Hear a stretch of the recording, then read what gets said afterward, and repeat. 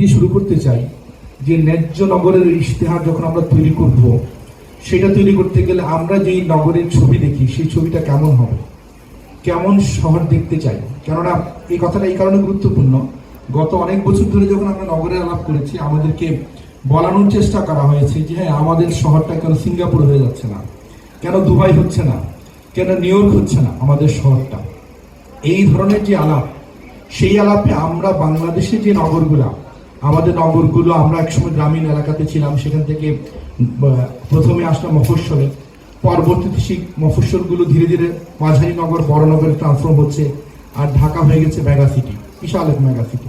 তো এই mega city এবং পরবর্তী মাঝারি শহর, ছোট শহর, এই যে নগরায়ন হচ্ছে, সেখানে মানুষ কেমন আছে, প্রকৃতি কেমন আছে, যেটা আগের আলোচনা তো এসেছে, এবং সেখানে নিরাপত্তা এবং বাসযোগ্যতা এবং প্রতিটা জিনিসই নগরের একে অপরের সাথে সম্পর্কিত। এখন নিরাপদ শহর নামে কি ওই যেটা একটু আগে আমাদের আলোচক বলছিলেন, কোঅর্ডিনেটর, তিনি যে এটা কি সিসিটিভি ময় একটা শহর হবে কিনা, কারণ আমরা জানি বিশ্বের এমন অনেক শহর আছে সেখানে পুরো শহরটাকে সিসিটিভিতে মনিটর করা হয়। আমরা কি সেটা কি আইডিয়াল ধরবো কিনা, যেটাকে স্মার্ট সিটি অনেকে নাম দেয়, শহর হতে হবে স্মার্ট সিটি, সব জায়গাতে সবকিছু মনিটরিং হবে। আবার একটু আগে আগের সেশন আলাপ হচ্ছিল, এই শহরেই এক সময় আমাদের শহরে মানে ওয়াসার বা যে কোনো নগর কর্তৃপক্ষের ট্যাপের পানি থাকতো, সেই পানিতে মানুষ খেতে পারতো। তো এই যে ট্রান্সফরমেশন, এই ট্রান্সফরমেশনে আমরা মানুষকে কিভাবে দেখি, যন্ত্র হিসেবে দেখি কিনা, যেখানে আমাদের যারা নগরে নিয়ে, বিশেষ করে আমাদের সামনে জুরাইনের মিজান ভাই আছেন, হ্যাঁ, মিজান ভাইকে আমরা অনেকেই ফলো করি, কেননা জুরাইনের গল্পটা নগরের গল্প। জুরাইনের গল্প বাদ দিয়ে ঢাকা শহরের গল্প আলাপ করা যাবে না। আমাদের যারা ডেমরাতে যারা আছেন, তাদের কেরানীগঞ্জে যারা আছেন, বসিলাতে যারা আছেন, সেই আলাপের বাইরে গিয়ে ঢাকাকে আমরা তিলোত্তমা করতে চাই, সেখানে ঝা চকচক ঢাকা হবে বা ঝা চকচক চট্টগ্রাম হবে, খুলনাও এরকম হবে, এরকম নগরকে আমরা স্বপ্ন দেখি কিনা, এবং নগরের মানুষ হারিয়ে যাবে কিনা। যেমন আগের আলাপ এসেছে যে নগরে কি অন্ধকার থাকবে কিনা, এই আলাপটা খুবই গুরুত্বপূর্ণ। নগর যদি অন্ধকারহীন থাকে এবং সেফটির মানেই কি চারদিকে আলোকময় হতে হবে কিনা, এই আলাপগুলো না করে আসলে নগর এবং নগর পরিকল্পনা সাজানো যায় না। অথচ বাস্তবতা হচ্ছে নগরকে সাজায় কিন্তু আমরা পরিকল্পনাবিদ। এখন মনে হতে পারে নগরকে সাজায় কি পরিকল্পনাবিদ, আসলে সারা পৃথিবীর বাস্তবতায় নগরকে ডোমিনেট করে ব্যবসায়ী সম্প্রদায়, ব্যবসায়ীরা নগর সাজাচ্ছে, আর এই নগরের একটা এলিমেন্ট হয়ে যাচ্ছে সাধারণ মানুষ। যে ব্যবসায়ী কমিউনিটি এই নগরকে সাজাতে চায়, যারা কখনো ইন্ডাস্ট্রিয়ালিস্ট, কখনো রিয়েল এস্টেট কর্পোরেট, তারা নগরকে বদলাতে চায়, কিন্তু সেই বদলানো নগরে আমাদের সাধারণ মানুষের বাসযোগ্যতা কোথায় সেটা তারা ভাবে না। এবং এই আলাপটা এই কারণে জরুরি যে বাসযোগ্য নগর এবং নিরাপদ নগরের ধারণাতে আমরা মনে করি, আমরা যদি অ্যাপার্টমেন্ট কালচারে দেখি, অ্যাপার্টমেন্ট কালচারে কি হয় যে মানুষজন একটা যে অ্যাপার্টমেন্টে ঢুকছে, চারদিকে সিসিটিভি, সামনে একটা সিকিউরিটি। দ্যাট মিনস শহর মেনে নিয়েছে এই শহরে কমন সিকিউরিটি বলে কিছু নাই, তার মানে প্রতিটা ভবনে আলাদা করে সিকিউরিটি লাগবে এবং সিসিটিভি ক্যামেরা লাগবে, এবং এই আলাদা সিসিটিভি ক্যামেরা, আলাদা সিকিউরিটি, তার কিন্তু একটা কস্ট আছে। এই কস্টটা যখন আমাদের আবাসনের সাথে যুক্ত হয়, তখন সেই কস্টটা কিন্তু আমাদের যে ক্রয় ক্ষমতার বাইরে চলে যায়। তাহলে কালেকটিভলি যে রাষ্ট্র এবং নগর যেটা তৈরি হওয়ার কথা ছিল, যেখানে কমিউনিটি বলে একটা জিনিস থাকবে, সেই কমিউনিটি নগরকে নিরাপদ করে রাখবে, কমিউনিটি নগরের বাসযোগ্যতার যে কোনো চ্যালেঞ্জ, ফর এক্সাম্পল একটা লেক ধ্বংস হয়ে যাচ্ছে, পুকুর ধ্বংস হয়ে যাচ্ছে, খেলার মাঠে তালা ঝুলছে, সেই কমিউনিটি ধীরে ধীরে হারিয়ে গেল। আমরা ধীরে ধীরে নগরকে একটা প্রোডাক্ট বানিয়ে ফেললাম। এই যে নগরকে একটা পণ্য বানিয়ে ফেললাম, যেখানে মানুষ বলে কোনো অস্তিত্ব নাই, এইটাই হচ্ছে যে একটা ন্যায্য নগরের সবচেয়ে বড় চ্যালেঞ্জ, যে আমরা নগরকে কি পণ্য বানাবো কিনা, যে পণ্যটা বিশ্বের অনেক উন্নত শহরে হয়ে গেছে। আপনি দুবাইয়ে যান, হ্যাঁ, আপনি চাইনার সিটিগুলোতে যান, দেখবেন যে পুরো নগর একটা হচ্ছে কর্পোরেট একটা বিষয় হয়ে গেছে। সেখানে মানুষের স্কেল, যেটা আমরা খুব বলি হিউম্যান স্কেলে নগরটাকে দেখা, এই হিউম্যান স্কেলটাই হারিয়ে গেছে। সেখানে নগর মানুষের স্কেলে দেখা হয় না, বিল্ডিং স্কেলে, আর কখনো আমাদের কারের স্কেলে, গাড়ির স্কেলে, নগরে কি প্রাইভেট কার ওরিয়েন্টেড যে নগর ব্যবস্থাপনা। এখন এর সাথে আমাদের এই যে লিভেবিলিটি সংকটটা কোথায়, আমরা নগরকে যদি দেখি যে নগরে প্রকৃতি থাকবে না, যেটা আগের সেশন আলাপ হয়েছে, নগরে পাখির ডাক শোনা যাবে না, নগরে গাছ থাকবে না, নগরে খেলার মাঠ থাকবে না, কিংবা খেলার মাঠ থাকলে সেটা ক্লাবের দখলে থাকবে, কিংবা সেই খেলার মাঠ যখন উন্নয়নের নামে দিনের পর দিন বন্ধ থাকে, আবার কোন এক সময় খোলা হয়, সেটা তখন তালা মারা হয়ে যায় যে না, এই মাঠে খেললে ঘাস নষ্ট হয়ে যাবে। এই যে বিষয়গুলো কারা ডমিনেট করে, এই জিনিসটা মনে হয় আমাদের জুলাই গণঅভ্যুত্থানের পরবর্তী বাংলাদেশে বোঝা দরকার, যে নগরের এই যে নগরায়ণ প্রক্রিয়াটা কি মানুষের হাতে আছে, পরিকল্পনাবিদদের হাতে, না কাদের হাতে আছে। তা আমি দুঃখের সাথে বলতে চাই এখানে যারা অডিয়েন্স আছে, যে এই পুরো বিষয়টা আসলে কর্পোরেটের কাছে চলে গেছে। নগরের পরিকল্পনার যে দলিলগুলো তৈরি হয়, কর্পোরেটরা রাতের অন্ধকারে সেখানে কিছু জিনিস হিসেবে রাজুককে দিয়ে দেয়, সিটি কর্পোরেশনকে দিয়ে দেয়, এবং পরবর্তীতে সেভাবেই নগরটা রচিত হয়। তাহলে এই যে নগরের সাধারণ মানুষের, শিশু কিশোর বৃদ্ধের যে চ্যালেঞ্জগুলো আছে, যে চ্যালেঞ্জগুলোর সাথে আমরা নগরকে কিভাবে দেখতে চাই, সেটা মিলে না। আরেকটা উদাহরণ দিই, এই যে আমরা নগর বাসযোগ্য নগরে গণপরিবহন ছাড়া কোনো পৃথিবীর কোনো শহর তৈরি হয় না। আপনারা বিশ্বের যে কোনো বড় শহরগুলিতে যান, সেখানে আমরা বলি বড় শহরে মেট্রো আছে, এই কথাটা প্রায়ই বলি, তাই ঢাকা শহরে অনেকগুলো মেট্রো রেল লাগবে। আপনারা বাসযোগ্য যে কোনো শহরে যান, সেখানে কি মানসম্মত পাবলিক বাস নাই? প্রতিটা শহরে মানসম্মত পাবলিক বাস আছে, অথচ ঢাকা শহরে মানসম্মত পাবলিক বাস তৈরি করতে কোনো সরকার আগ্রহ দেখায়নি।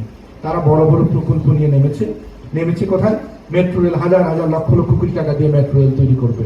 তারা তৈরি করেছে একটা, আরো অনেকগুলো লাইন করবে, কিন্তু এই শহরের সাধারণ মানুষ যে একটা বাসে ওঠার জন্য একটা মানসম্মত বাস পায় না, এই গল্পটাই নগরে হারিয়ে গেছে। তাহলে এই যে নগরের গল্পগুলো, তাহলে কেন বাসগুলো তৈরি হলো না, কেন এই মেট্রো রেলগুলো তৈরি হলো, এক্সপ্রেস ওয়েগুলো তৈরি হলো? এই গল্পটাকে আমরা সাধারণ মানুষ কিংবা পরিকল্পনাবিদ তারা কি রচনা করেছে? এই রচনাটা হয়েছে ব্যুরোক্রেট এবং হচ্ছে পলিটিক্যাল বা যারা লিডার্স, তাদের ধরনের নেক্সাসের মাধ্যমে। এই নেক্সাসটা যতদিন থাকবে, এই নেক্সাসের সাধারণ মানুষ যতক্ষণ না ঢুকতে পারবে, ততক্ষণ পর্যন্ত ন্যায্য নগর তৈরি হবে না। আজকে আমার মনটা খুব বিষণ্ণ, আর বিষণ্ণ কারণটা হচ্ছে কি, আপনারা অনেকে জানেন ঢাকার বিশদ অঞ্চল পরিকল্পনা একটা তৈরি হয়েছিল। সেই বিশদ অঞ্চল পরিকল্পনাটা এই যখন নতুন সরকার জুলাই অভ্যুত্থানের পরবর্তী অন্তর্বর্তী সরকার দায়িত্ব নিল, তখন রিয়েল এস্টেট যারা বিজনেসম্যান, তারা কি করলেন? তারা বিশদ অঞ্চল পরিকল্পনাটা বৈষম্যমূলক নাম দিয়ে এই পরিকল্পনাটাকে তারা বাদ দিতে চান। বাদ দিয়ে তারা কি করতে চান? তারা হচ্ছে যে তাদের আবাসন ব্যবসার জন্য বিশাল বিশাল ইমারতের অধিকার চান। সেই অধিকারের প্রস্তুতি হিসেবে তারা কি করলেন? রাজুকের সাথে দেন দরবার শুরু করলেন, বিভিন্ন মন্ত্রী, এখন তো মন্ত্রীরা উপদেষ্টাদের সাথে দেন দরবার শুরু করলেন। তারা কি করবেন? তারা হচ্ছে যে আপনার হচ্ছে শহরে বড় বড় ভবন, উঁচুতলা ভবনের ইমারত বানাতে চান। তারা রাজুকের কর্মকর্তাদের বোঝালেন শহরে 40, 50, 100 তলা ভবন নাই কেন। এখন রাজুকের কর্মকর্তারা বিভিন্ন সভা সেমিনার গিয়ে বলে এই শহরে 100 তলা বিল্ডিং নাই কেন। উনি এই কথা বলেন না, এই শহরে যে রাজুক যে এই শহরটাকে বাসযোগ্য করার ক্ষেত্রে কোনো ভূমিকা রাখতে পারলো না, এই ব্যাপার নিয়ে আলাপ নাই। তিনি প্রথমে শুরু করেন এই শহরে 100 তলার ভবন নাই কেন, আমাকে 100 তলা ভবন করতে হবে। এবং গতকালকে রাতের বেলা আমরা পেলাম এই শহরের ডিটেল এরিয়া প্ল্যানের যে ভবন নির্মাণের যে আইনগুলো আছে, সেটাকে তারা বদলে দিয়ে, যেটা তারা নতুন একটা টেবিল কালকে ওয়েবসাইটে প্রকাশ করেছেন, সেখানে কি তারা বিশাল বিশাল ভবন বানাতে চায়। শুধু ভবনটা যে ঢাকার মতিঝিলে হবে না, সাভারের মধ্যে হবে, কেরানীগঞ্জে হবে, বসিলাতে হবে, জিঞ্জিরাতে হবে, বিশাল বিশাল ভবন। এটা হচ্ছে যে শহরকে বাসযোগ্য করবে, তারা নাকি আমাদের আবাসন দিবেন। অথচ রিয়েল এস্টেট সেক্টর আমাদের যে প্রান্তিক লোকেদের জন্য কয়টা আবাসন ইউনিট তৈরি করেছে। অথচ এই যে গতকালকে রাতের বেলা তারা যে টেবিলটা প্রডিউস করালেন রাজুকের মাধ্যমে, এটার মাধ্যমে পুরো শহরটা ধ্বংস হয়ে যাবে। যে শহরটা ধ্বংস তারা 2008 সালে একটা ইমারত বিধিমালায় করেছিল, একটা টেবিল পুরো শহরকে ধ্বংস করে দিয়েছে। আমরা খাল রক্ষার আন্দোলন করি, আমরা নদী রক্ষার আন্দোলন করি, পুকুর রক্ষার আন্দোলন করি, মাঠ রক্ষার আন্দোলন করি, কিন্তু কিভাবে নীরবে আমাদের রিয়েল স্টেট, তার সাথে কতিপয় স্থপতি এবং অন্য পেশাজীবীরা জুটেছে, তারা তাদের ভবন বানাতে চায়, বিশাল বিশাল ভবন। অথচ যারা প্ল্যানিং নিয়ে গবেষণা পড়েন, পৃথিবীতে প্ল্যানিং এর বিভিন্ন ফেজে কিন্তু চেঞ্জ হয়েছে। যেটা মানে হাই রাইজ ভবনের যে তত্ত্ব, সেটা ছিল মডার্ন আর্কিটেকচার, এখন এসেছে post modern urbanism. Post modern আরবানিজমে বলা হচ্ছে যে হাই রাইজ বিল্ডিং এর নামে শহরে যে অনাচার করা হয়েছে, সেটা মানুষকে যন্ত্র কীট তৈরি করেছে। তাহলে এখন মানুষকে আবার মানুষ বানাতে হবে। মানুষ বানাতে গেলে এই ধরনের যে আপনার একদম লাক্সারিয়াস বিশাল বিশাল আর্কিটেকচারের দিয়ে বিশাল বিশাল ভবন বানিয়ে আবাসন না, আমাকে আবার মানুষকে মানুষ করতে গেলে মানুষ এবং ভবনের মধ্যে একটা সংযোগ, যেটা হচ্ছে কি ভবনগুলো হবে মানুষের সাথে সম্পর্কযুক্ত, যেটাকে মিডরাইজ ভবন বলা হয়, যেখানে মানুষ মানবিক হবে। মানুষের সে মিডরাইজ ভবনগুলো অ্যাফোর্ডেবল, কেননা সেখানে আপনার লিফট, জেনারেটর এই বিষয়গুলো লাগে না, বিশাল বিশাল ভবনে বিশাল খরচ লাগে না। তাহলে এই যে পোস্ট মডার্ন আরবানিজমের যে চর্চাটা পৃথিবীতে শুরু হয়েছে, আমরা এখন সেই মডার্ন আর্কিটেকচারের নামে সেই ভুলটা করার জন্য এখন নতুন কি নগরের এই যে কি প্ল্যানিং গুলো বানাচ্ছি, কারা বানাচ্ছে? আমরা এত বড় নগরের ন্যায্য নগরের ইশতেহার আমরা করছি, কতজন মানুষ জানে? গতকালকে ঢাকা ধ্বংসের এই আয়োজন, একটা নতুন একটা মানে একটা সংশোধনীর নাম দিয়ে তারা কি করলো, এটা রাজুকের ওয়েবসাইটে বলেছে, কেউ জানে না। অথচ একটা টেবিল পুরো শহরকে ধ্বংস করে দেবে। শুধু শহর না, আপনি সাভার ক্যানিগঞ্জ থেকে শুরু করে সব জায়গাতে তারা খালি বিশাল বিশাল ভবন বানাতে চায়। এই যে আলোচনাগুলা, আসলে মূল বিষয়টা হচ্ছে যে আপনি কি চান? আপনার শিশু কি 40 তলা ভবনে থাকতে চায়, না আপনার শিশু একটা মানবিক ভবন 4, 5, 6 তলার একটা, যেটা আপনার লিভেবল ভবন, সেটাতে থাকতে চায়? আপনি কি কখনো জিজ্ঞেস করেছেন 40 তলা 39 তলা থেকে একটা শিশু শহরকে কিভাবে দেখে? আর আমরা যে ট্রেডিশনাল এই যে মফস্বল থেকে আমরা যে জনপদ তৈরি হয়েছে, যেখানে মানুষের সাথে মানুষের মেলবন্ধন হয় হিউম্যান স্কেল যে হাউজিং গুলোতে, এই হিউম্যান স্কেল হাউজিং কে বাদ দিয়ে আমরা এই ধরনের এলিয়েনেটেড একটা হাউজিং বানাতে আসছি কার প্রেসক্রিপশনে? যদি পুরো জনপদ চায়, আমরা রাজি আছি। আমরা প্ল্যানার বলতে চাই যে আপনারা যদি 40 তলা 50 তলা 100 তলার অ্যাপার্টমেন্টে থাকতে চান, আমরা প্ল্যানাররা সেটা লিখে দিতে রাজি আছি, হ্যাঁ এটা। আর আপনারা যদি বলেন যে আমার হাউজিংটা মানবিক হতে হবে, যেখানে মানুষের সাথে কমিউনিটির সংযোগ হবে, মানুষকে সিসিটিভিতে মনিটর করতে হবে না, আমার মানসিক দুর্যোগে আমি এগিয়ে যাব, এই নগরায়ণটা যদি চান, তাহলে ইশতেহারটা নতুন করে লিখতে হবে। এবং এই যে আমি স্পষ্ট করে বলতে চাই, আজকে অনেকে আছেন, আমাদের মনে হয় পরবর্তী যুদ্ধটা হবে এই যে ন্যায্য নগর নিয়ে। এই যে যারা নগর প্রশাসনে বসে আছেন, তাদের সাথে আমাদের রিয়েল এস্টেট যারা নগরকে শুধু ব্যবসা হিসেবে দেখে, তাদের সাথে কতিপয় পেশাজীবী যারা নগরকে তাদের পেশাগত ফির আলোকে দেখে, এই ইশতেহারটা করেন। আপনারা মানুষকে জানতে চান যে একটা নগরে যদি লক্ষ লক্ষ মানুষ থাকে, তার জন্য খেলার মাঠ কয়টা লাগে? আপনি যদি একটা শহরে 50,000 লোক থাকে, খেলার মাঠ যদি আপনি 500টা না দিতে পারেন, তাহলে আপনি 50,000 1 লক্ষ মানুষকে কিভাবে সেখানে আটাচ্ছে? আপনার গরিব লোকেরা যেই বস্তিতে থাকে, সেই বস্তির খেলার মাঠটা কে তৈরি করবে? তো রাষ্ট্রকে তৈরি করতে হবে, কেননা রাষ্ট্রের তো সেই অঙ্গীকার আছে, আপনার প্রতিটা যে নাগরিক সুবিধাদি সেটা সবার জন্য হতে হবে। বস্তিতে খেলার মাঠ থাকতে হবে, আমার নিম্ন মধ্যবিত্ত এলাকায় খেলার মাঠ থাকতে হবে। খেলার মাঠগুলো এমনি হয়ে যায় না, এটা রাষ্ট্রকে তৈরি করতে হয়। তাহলে এই যে রাষ্ট্র তৈরি করা গণপরিবহন, রাষ্ট্র কি করেছে? এই যে বিশাল বিশাল এক্সপ্রেসওয়ে তৈরি করেছে। তাহলে আমার নগরের মানুষের ওঠার বাসটা কোথায়? সে বাসটা তো দিতে পারেনি। তাহলে কারা তাকে বৈধতা দিল এই বড় বড় প্রকল্পগুলো? কারা? আমার যে স্কুলগুলো আছে, আমাদের যে প্রাইমারি স্কুল, প্রতিটা হাউজিং এর মূল কম্পোনেন্ট হচ্ছে প্রাইমারি স্কুল। প্রাইমারি স্কুল ছাড়া একটা শহর বড় হয়ে যাচ্ছে। আপনি কয়েক 8-10 কিলোমিটার দূরে নিয়ে গিয়ে আমার বাচ্চাকে স্কুলে নিয়ে যাচ্ছে, প্রাইমারি স্কুল হচ্ছে, সেকেন্ডারি না, বিশ্ববিদ্যালয় না। তাহলে এই যে নগরে প্রাইমারি স্কুল নাই, তাহলে আমি কেন বিশাল বিশাল মানুষের জন্য বিশাল বিশাল আয়োজন করছি? এবং আরেকটা কথা বলা হয়ে থাকে যে ঢাকাই বাংলাদেশ। ঢাকা তো বাংলাদেশ না, সারা বাংলাদেশে অবারিত এলাকা পড়ে আছে, সেখানে আমরা আয়োজন করছি না, উন্নয়নের আয়োজন করছি না। আমরা পঞ্চগড়কে ডেভেলপ করতে চাই না, আমরা নীলফামারীকে ডেভেলপ করতে চাই না, আমরা অন্য সেকেন্ডারি শহরকে ডেভেলপ করতে চাই না। আমরা ঢাকাই বাংলাদেশ, সুতরাং ঢাকাতে বিশাল বিশাল ভবন তৈরি করে মানুষকে আটাতে হবে।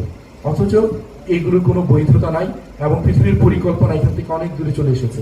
যেই মানে মডার্নিজম আর্কিটেকচারের নামে যা হয়েছে, সেটাকে এখন পোস্ট মডার্নিজম ধারণা চলে এসেছে, যে মানুষকে মানুষের মতো করে বাঁচতে দিতে হবে। এবং এই জন্যই সেফটি, এটা হচ্ছে যে আপনার সিসিটিভির ধারণা দিয়ে সেফটি আর নাই, আপনার হচ্ছে লিভেবিলিটির ধারণা, আপনার মানুষের সাথে যুথবদ্ধতা। যে একটা মানুষ, আমরা জুলাই গণঅভ্যুত্থানে দেখেছি জনপদ নেমেছে আমাদের রাষ্ট্র সংস্কারে। তাহলে এই যে জনপদ নেমেছে, এই জনপদকে আপনাকে ওন করতে হবে। আমার পাশের মানুষকে যদি না চিনতে পারি, এই নগরের ধারণা থেকে বেরিয়ে যেতে হবে। অ্যাপার্টমেন্ট কালচার, এটাকে নাম দেওয়া আছে, যেটা আগের আলোচনা এসেছে, কন্ডোমিনিয়াম, গেটেড কমিউনিটি, সব বিচ্ছিন্ন মানুষ তৈরি করার আয়োজন। আপনারা বিচ্ছিন্ন মানুষ তৈরি করে দিয়ে আপনি কোনোদিন সেফ থাকতে পারবেন না। সেফটি মানে হচ্ছে যে মানুষ মানুষকে চিনবে। আমাদের পুরাতন যে মফস্বলের জীবন এবং ঢাকা শহরে যে পঞ্চায়েতের মধ্যে, পুরান ঢাকা থেকে শুরু করে অনেক জায়গাতে যে মানুষের সাথে মানুষের যে মেল বন্ধনে যে বাসযোগ্যতা, যে লিভেবিলিটি, যে সেফটির ধারণা ছিল, সেই ধারণাটাকে নগর পরিকল্পনার মধ্যে নিয়ে আসতে হবে। নগর পরিকল্পনা মানুষের বাইরে না। অথচ আগের মানুষের জীবন ছিল অনেক আনন্দময়। তা আমরা আনন্দময় জগৎ চাই, না হলে আমরা একদম কর্পোরেট এবং মানে কনজিউমারিজম, আমাদের মানুষ একটা পণ্য হিসেবে, তার নিরাপত্তাকে পণ্য হিসেবে, তার খেলার মাঠে ঢোকার ক্ষেত্রে এখন এন্ট্রি ফি দিতে হয়। আপনারা দেখবেন যে অনেক খেলার মাঠ ঢাকায় তৈরি হয়েছে, যেখানে রাত্রেবেলা খেলতে গেলে বা আমাদের কিশোরীরা তারা টাকা দিয়ে খেলে। তাহলে টাকা দিয়ে যারা খেলছে, তাহলে যাদের হাতে টাকা নেই, তাহলে সে কোন খেলার মাঠে যায়? অথচ সেই খেলার মাঠগুলো কিন্তু ঢাকা শহরে 20 বছর আগে খেলার মাঠের কোনো সংকট ছিল না। খেলার মাঠগুলো অনেক সুন্দর ছিল না, কিন্তু খেলার সুযোগের কোনো সংকট ছিল না।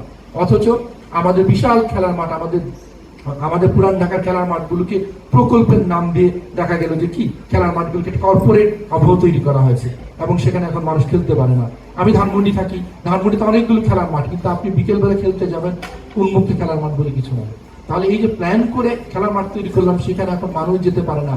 আবার যেখানে বসিলাতে বিশাল একটা হাউজিং তৈরি হয়ে গেল, রাজুক ঘুমিয়েছিল, এখন সেই বসিলাতে ফ্ল্যাট ফ্লো জোনের ভিতরে হাউজিং হয়ে গেল এবং সেখানে প্রাইভেট বিশ্ববিদ্যালয় হয়ে গেল, রাজুক জানে না। এখন রাজুকের স্বপ্ন হচ্ছে শহরে মানে উঁচুতলা 100 তলার বিল্ডিং করতে হবে। তাহলে এই যে প্রতিষ্ঠানগুলো আমরা তৈরি করেছি সেই প্রতিষ্ঠানগুলো একদম অকার্যকর। কারণটা কি? রাজুক হচ্ছে ব্যুরোক্রেসি বা আমলাতান্ত্রিক একটা প্রতিষ্ঠান, সেখানে মানুষের কোনো প্রতিনিধিত্ব নেই। অথচ একসময় যখন ইমপ্রুভমেন্ট ট্রাস্ট হিসেবে আমাদের এই রাজুকগুলো তৈরি হচ্ছে সেখানে জনমানুষের অংশগ্রহণ ছিল। এখন এই যে মানে নতুন বাংলাদেশ, এই বাস্তবতায় আপনারা মনে করতে পারে নতুন বাংলাদেশে অনেক কিছু বদলে গেছে, কিন্তু নতুন বাংলাদেশে এখনো এই যে যারা ব্যবসায়ী সম্প্রদায় তারা এখনো এই যে ব্যুরোক্রেসির সাথে আঘাত করে তাদের ব্যবসাটাই তারা বুঝতে চায়। অথচ সারা ঢাকা শহরে ইন্ডাস্ট্রিগুলো কোথায় হচ্ছে? গাজীপুরে যে নির্বিচারে ইন্ডাস্ট্রি, পুরো গাজীপুরটা ধ্বংস হয়ে গেল, এই ব্যাপারে কোনো আলাপ নাই। আপনি যদি বাসযোগ্যতার আলাপে যে কথা আমরা প্রায়ই বলি, ঢাকার কথা আসে, কেননা ইকোনমিক ইন্টেলিজেন্স রিপোর্টে আসে যে ঢাকা অনেক খারাপ, কিন্তু ঢাকার চেয়ে মিনিমাম 5 গুণ খারাপ হচ্ছে গাজীপুর, কিন্তু সে আলাপটা কেউ করে না। গাজীপুরের সকল নদী ধ্বংস, সকল খাল ধ্বংস। গাজীপুর হচ্ছে যে বাংলাদেশে ইন্ডাস্ট্রিয়ালাইজেশনের নাম দিয়ে সেখানে হচ্ছে শোষণের একটা জায়গা তৈরি হয়েছে। সেখানে যারা আমাদের গার্মেন্টস শ্রমিকরা তারা কিভাবে থাকে, কিভাবে ঘুমায়, তাদের সন্তানরা কোন স্কুলে যায়, তাদের সন্তানেরা বিকেলে খেলতে পারে কিনা, তাদের বাতাসটা কেমন, এই বিষয়টা আলোচনা কিন্তু এখনো নতুন বাংলাদেশে আমাদের উচ্চ পর্যায়ে শুনি না। আর ঢাকা যে ভুল করে সেই ভুল সবাই করে। এখন দেখা যাচ্ছে আমাদের ঢাকা ধ্বংস হয়েছে, আপনি এখন কুমিল্লাতে যান, কুমিল্লার অবস্থা ঢাকার চেয়েও খারাপ। অথচ একসময় কুমিল্লা ছিল অন্যতম বাসযোগ্য শহর। কুমিল্লার পুকুর ধ্বংস হয়েছে, কুমিল্লার রাস্তাগুলোতে এখন ধোঁয়াতে আচ্ছন্ন হয়ে গেছে। তাহলে এই যে ন্যায্যতা এবং এই ন্যায্যতার সাথে যে আমরা নাগরিক যে ইশতেহার তৈরি করতে যাই, এটা কে তৈরি করবে? এটাকে আমরা তৈরি করছি নাকি এই যে ব্যবসায়ীরা তৈরি করছি? সেই ব্যবসায়ীর সাথে কতিপয় আমলারা রাতের অন্ধকারে টেবিল তৈরি করে, সেই টেবিলের অনুমোদন নেয়। আমার মনে হয় গণ আন্দোলন ছাড়া, আমি আবারও বলছি, গণ আন্দোলন ছাড়া ন্যায্য শহর তৈরি করা যাবে না। ঢাকা শহরে একটা গণ আন্দোলন এই মুহূর্তে দরকার, প্রতিটা শহরে শহরে দরকার। সেই আন্দোলনটা হবে, একদিন ঢাকাবাসী বের হবে, প্রতিটা খেলার মাঠ পার্ক যেখানে লেখা থাকে এইখানে আপনার হচ্ছে যে প্রবেশ নিষেধ, সেই মাঠগুলোকে উন্মুক্ত করতে হবে। যে পার্কে বলা এটা গুলশানের পার্ক, এই পার্কে শুধুমাত্র অ্যারিস্টোক্রেটরা ঢুকবে, এগুলোকে উন্মুক্ত করতে হবে। এবার প্রতিটি খেলার মাঠ উন্মুক্ত করা, এটা একদিনের মামলা। একদিন মানুষ নামবে যেই বাংলাদেশে আমরা স্বৈরাচার বলেন, ফেসিবাদ বলেন, জালিম বলেন, যাদেরকে উচ্ছেদ করতে পেরেছি, জনমানুষের বাংলাদেশকে আমরা ফেরত আনতে পেরেছি। তাহলে খেলার মাঠগুলো 3 মাস হয়েছে, ঢাকা শহরে ধানমন্ডি 8 নম্বর খেলার মাঠটা এখনো কেন কোনো একটা ক্লাব দখল করে রাখে? এই আলোচনাগুলো তো দরকার। আমাদের তরুণরা এখনো মরে যায়নি, তারা এখনো ঘুমিয়ে যায়নি, কিন্তু তরুণদের তারুণ্যকে এই যে ন্যায্য নগরের ক্ষেত্রে শুধু পলিটিক্স না, আমাদের প্রতিটি কর্পোরেশন, প্রতিটি অর্গানাইজেশন, প্রতিটি কমিউনিটি সেন্টার, প্রতিটি খেলার মাঠ, প্রতিটি আমাদের যেখানে দখলদাররা খাল দখল করেছে এটা উদ্ধারের একটা আন্দোলন লাগবে। সেই আন্দোলনে আমরা এই যে তরুণ থেকে শুরু করে সমাজের সকলের সম্পৃক্ততা চাই। এবং এটা শুধু পরিকল্পনাবিদদের কাজ না। পরিকল্পনাবিদরা, আমরা যে দর্শনের কথা বলি, আমরা ব্যবসায়ী সম্প্রদায় যারা ব্যবসা নিয়ে কথা বলেন, তাদের যেই ভয়েসটা এবং তাদের যে নেক্সাসটা ব্যুরোক্রেসি এবং উপরের যারা ক্ষমতার সাথে, সেই নেক্সাসটা পরিকল্পনাবিদরা একা ভাঙতে পারবে না। এটা গণমানুষের সম্পৃক্ততা লাগবে, গণমানুষটাই ঠিক করুক তাদের নগরটা কেমন হবে। এটা শুধুমাত্র কোনো একটা গোষ্ঠী যেন সেটা ঠিক না করতে পারে। তা আমাকে এখানে নিমন্ত্রণ করার জন্য অসংখ্য ধন্যবাদ জানাচ্ছি। আমরা মনে করি ন্যায্য নগরের ইশতেহারের যে আলাপটা চলছে সেটা জারি থাকতে হবে। অসংখ্য ধন্যবাদ। আসসালামু আলাইকুম।